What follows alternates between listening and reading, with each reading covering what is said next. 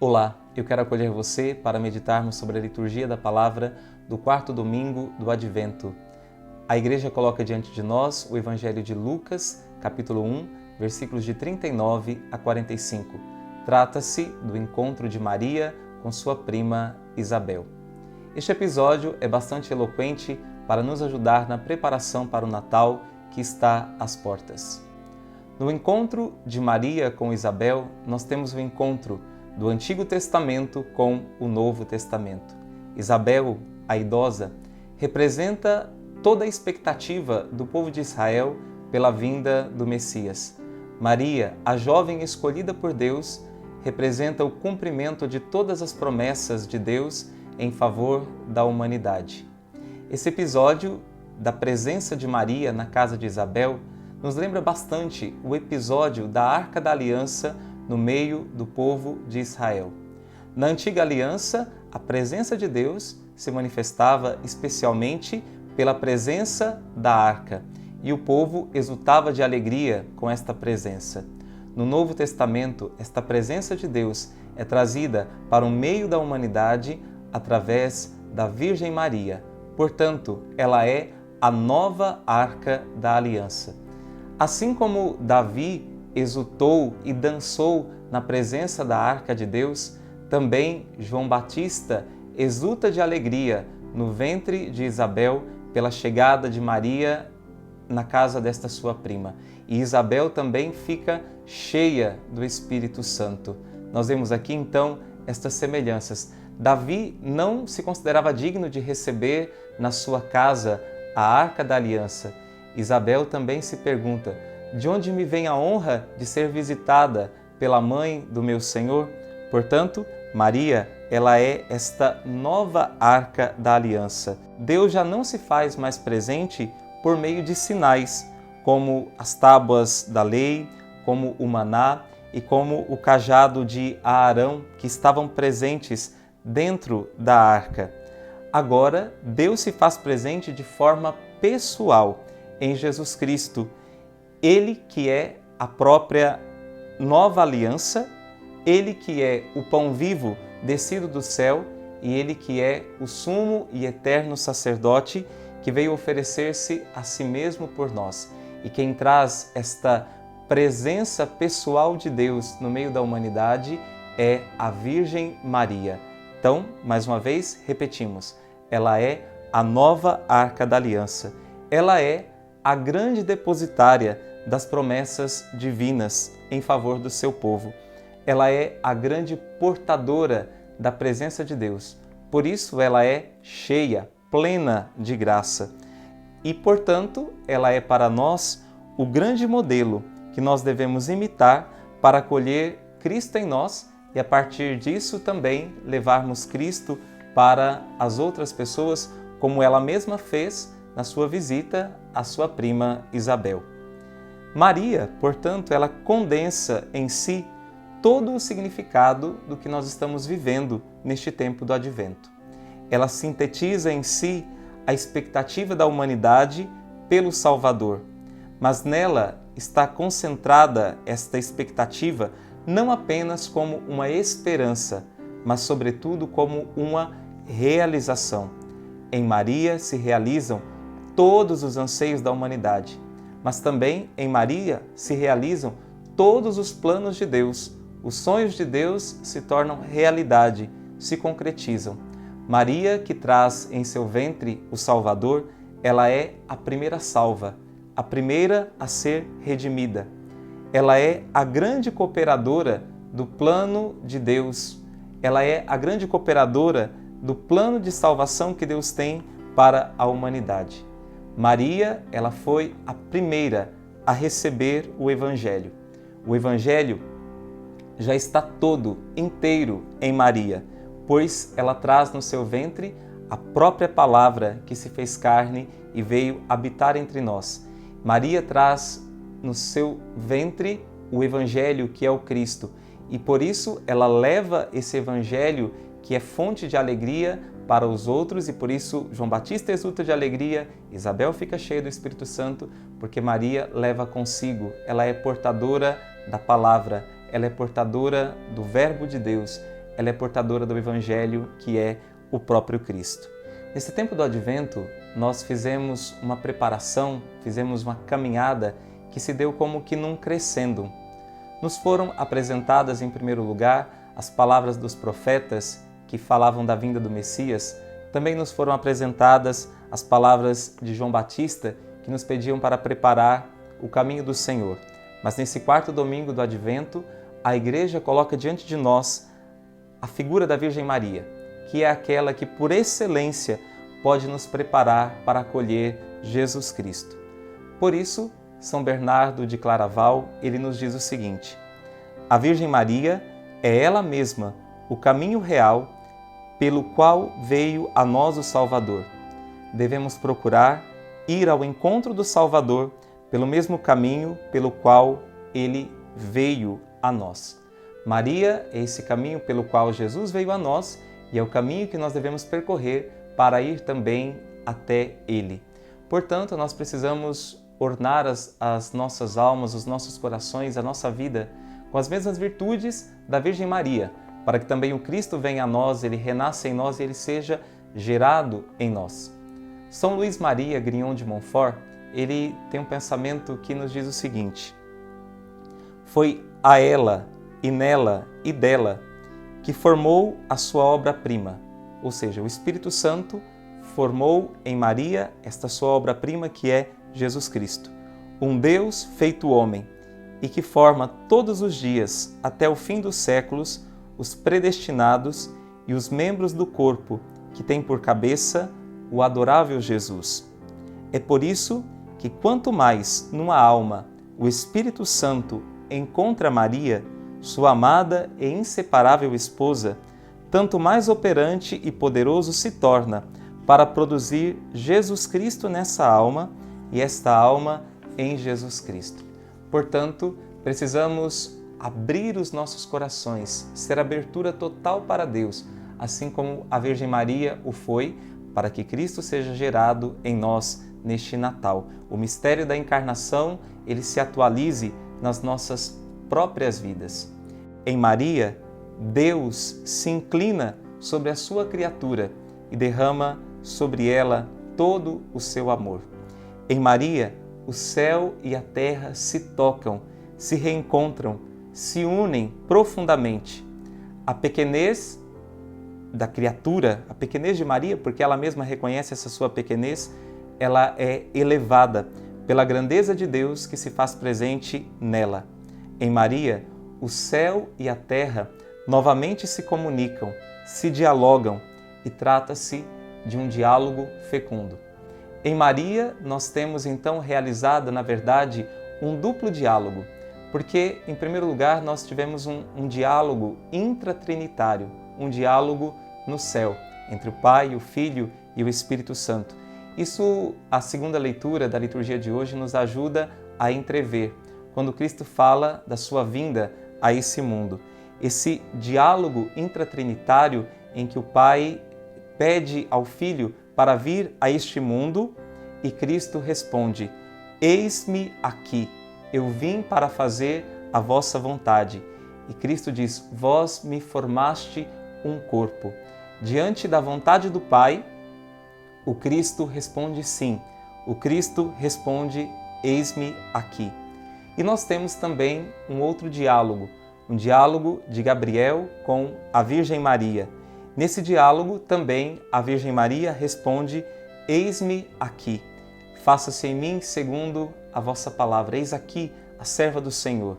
Maria se coloca à inteira disposição, ela se coloca em plena conformidade com a vontade de Deus. Portanto, o eis-me aqui de Cristo ao Pai encontra um eco no eis-me aqui de Maria, a vontade de Deus. E novamente, a harmonia entre o céu e a terra, ela é restaurada. O coração totalmente aberto e disponível de Maria atrai o olhar do bom Deus, que repousa sobre ela com o seu Espírito e fecunda-a da vida divina, gera Jesus Cristo nela. O faça-se da antiga criação agora ganha uma nova proporção, uma imensurável proporção no faça-se da Virgem Maria, dando início à nova criação. Portanto, a nossa redenção ela foi inaugurada com duas palavras de eis-me aqui, a palavra de Cristo e a palavra da Virgem Maria. E isso se contrapõe, isso interrompe aquilo que foi o não de Adão e Eva. Adão e Eva se negaram a fazer a vontade de Deus. Maria e Jesus cumprem plenamente na sua pessoa esta vontade, fazendo-se obedientes e contrastando assim com a desobediência de Adão e Eva. O sim de Cristo é o sim de Deus às suas criaturas, Deus que nunca as abandonou apesar do pecado. E o sim de Maria é o sim da criatura para com Deus. E aqui acontece então novamente uma reconciliação entre o céu e a terra. Maria pronuncia o seu sim em favor de todos nós. Ela expressa o consentimento da liberdade humana para com Deus. Adão e Eva, fazendo um mau uso da sua liberdade, trouxeram para este mundo o pecado e, consequentemente, a morte, porque o salário do pecado é a morte. Maria, colocando a sua liberdade à inteira disposição do Criador, ela traz ao mundo o Salvador, que nos livra do pecado e da morte trazidos pela desobediência de Adão e Eva. Portanto, nós vemos aqui que Deus, ele não acaba com a nossa liberdade humana. Pelo contrário, ele salva a nossa liberdade humana. Ele redime a nossa liberdade humana. E esta redenção aconteceu primeiramente na Virgem Maria. No episódio da visitação, Isabel exalta a fé da Virgem Maria. E nós podemos nos perguntar o que de fato é a fé que Isabel exalta em Maria. A carta aos Hebreus, no capítulo 11, no seu primeiro versículo, nos diz o seguinte: a fé é uma certeza a respeito de realidades que não se veem. É uma certeza acerca daquilo que se espera. E no versículo 6 do capítulo 11 nós podemos ler: sem a fé é impossível agradar a Deus. Em Maria, essas palavras encontram também um pleno cumprimento, porque Maria acreditou nas promessas de Deus com toda a força do seu ser, e por isso essas promessas se cumpriram nela. A profunda fé de Maria trouxe para o tempo a realidade invisível de Deus. Em Maria, nós vimos realidades que não se veem. Em Maria, nós passamos a ter uma certeza a respeito daquilo que ainda apenas era uma expectativa. Então, em Maria se realiza o mistério de Deus que, sendo invisível, se faz visível, se torna manifesto a nós. Santo Agostinho, comentando a frase de Santa Isabel que diz: bem-aventurada aquela que acreditou, ele diz o seguinte: bem-aventurada aquela que acreditou, mas bem-aventurados vós que tendes ouvido e acreditado, porque toda alma que crê concebe e gera o Verbo de Deus. É com esta mesma fé de Maria que nós devemos participar da liturgia da Igreja. É com esta mesma fé de Maria que nós devemos participar de cada Santa Missa, na qual Jesus atualiza o seu mistério de encarnação. Verbum caro factum est, verbum panis factum est. O mesmo verbo que se fez carne no ventre de Maria, faz-se pão, encarna-se sobre os nossos altares e nos enche da vida divina através da Santa Comunhão. Trata-se da mesma vida divina que está presente na Eucaristia, da vida divina que foi comunicada à Virgem Maria e tomou lugar em seu ventre. Na comunhão nos é comunicada esta mesma vida divina, o mesmo corpo de Jesus que tomou forma no ventre da Virgem Maria também vem a nós para nos modelar, para nos formar e para nos encher e preencher da vida divina. Existe uma bela composição de Mozart que começa com a seguinte expressão: Ave verum corpus natum de Maria Virgine. Ave, verdadeiro corpo nascido da Virgem Maria. O corpo de Jesus, o corpo de Cristo que nós recebemos na Eucaristia é o verdadeiro corpo nascido da Virgem Maria. São João Paulo II, na sua última encíclica, que foi uma encíclica dedicada à Eucaristia, ele nos faz notar uma semelhança que existe entre a encarnação do Verbo no ventre da Virgem Maria e o momento em que na Santa Missa nós recebemos a Santa Comunhão. Ele nos diz o seguinte nesta sua encíclica: de certo modo, Maria praticou a sua fé eucarística ainda antes de ser instituída a Eucaristia, quando ofereceu o seu ventre virginal para a encarnação do Verbo de Deus. A Eucaristia, ao mesmo tempo que evoca a paixão e a ressurreição, coloca-se no prolongamento da encarnação. E Maria, na Anunciação, concebeu o Filho Divino também na realidade física do corpo e do sangue, em certa medida antecipando nela o que se realiza sacramentalmente em cada crente quando recebe, no sinal do pão e do vinho, o corpo e o sangue do Senhor. Existe, pois, uma profunda analogia entre o fiat pronunciado por Maria em resposta às palavras do anjo e o amém que cada fiel pronuncia quando recebe o corpo do Senhor. A Maria foi-lhe pedido para acreditar que aquele que ela concebia por obra do Espírito Santo era o Filho de Deus.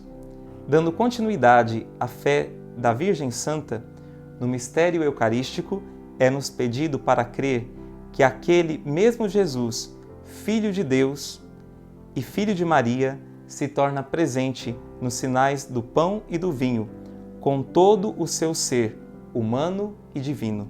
Feliz aquela que acreditou. Maria antecipou no mistério da encarnação a fé eucarística da Igreja e na visitação, quando leva no seu ventre o Verbo encarnado, de certo modo, ela serve de sacrário, o primeiro sacrário da história, para o Filho de Deus, que ainda invisível aos olhos dos homens, se presta à adoração de Isabel, como que irradiando a sua luz através dos olhos e da voz de Maria. E o olhar extasiado de Maria, quando contempla o rosto de Cristo recém-nascido e o estreitava nos seus braços, não é porventura o modelo inatingível de amor a que se devem inspirar todas as nossas comunhões eucarísticas? Receber Jesus na Eucaristia em cada Santa Missa é um mistério semelhante ao que Maria viveu ao receber Jesus em seu ventre, ao tê-lo dentro de si. Meus queridos irmãos e irmãs, esta grande graça que Maria recebeu, nós também podemos receber ela através do mistério de cada Santa Missa. Nós podemos também ter a encarnação de Cristo sendo realizada, atualizada nas nossas vidas. Que a fé profunda de Maria, que a levou a conceber o Filho de Deus em seu ventre, inspire a nossa fé para também nós concebermos o próprio Cristo e assim realizarmos em nossa vida o mistério da encarnação que celebramos na fé, na liturgia da Igreja em cada Natal. Que Deus te abençoe e te ajude a se preparar bem para celebrar o Natal do Senhor nesses últimos dias que ainda nos separam desta grande festa da Igreja. Deus te abençoe.